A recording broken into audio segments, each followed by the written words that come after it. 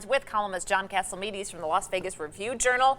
We got a lot to talk about because you can't talk about it on Twitter today. I'm in Twitter jail. Because you're in Twitter jail. You got suspended. What'd you do?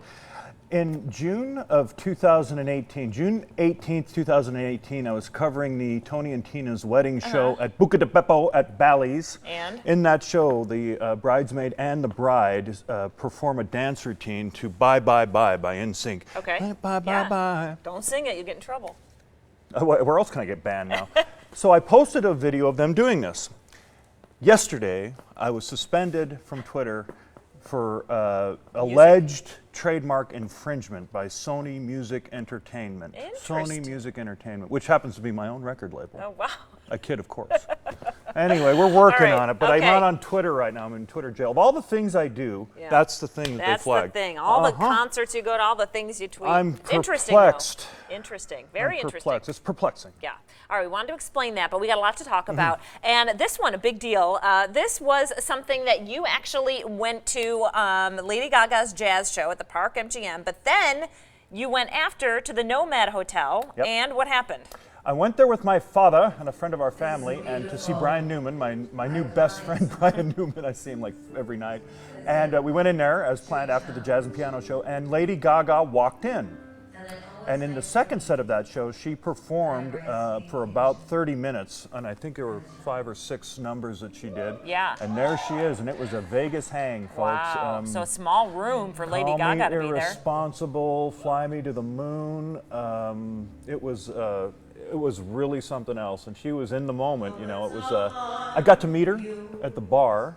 That was interesting, and she was just into the night. You know, she had a few whiskeys that she had owed up to when she came on stage, and her and Brian. This is the kind of thing that they used to do in New York all the time, and they did it again on Sunday night, and it was really fun. That's really cool. To quickly mention the Wayne Newton and the horse. He wants one of his Arabian horses to go to Lady Gaga. Yeah, she lost one. She lost her horse in January, and Wayne Newton is a world-class horse breeder. And that's really, he's a huge figure in the equestrian world, in the Arabian horse breeding world, dating back to the 60s. And the sire of Lady Gaga's horse that died is one of the most famous horses ever. That was Wayne's original stallion in 1969. And that bloodline is direct. And he told, through me, and I told her the other night that he wants to give her a horse because of how moved he was by the response that she had in having to be with that horse. And Wayne is very, very passionate about about horses and about that whole culture, really. Okay, well, from Gaga to Christina, real quick, I want to show some video from the opening weekend at Zappos Theater. We got about 30 seconds, though. She's going to be there for how long at the experience at Zappos? June, and then in September she's coming back. Yeah. This month in September.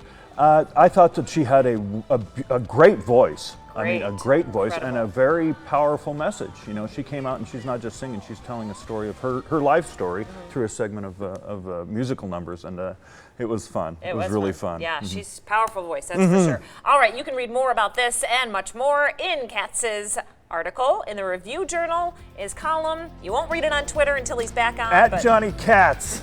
I'm coming back.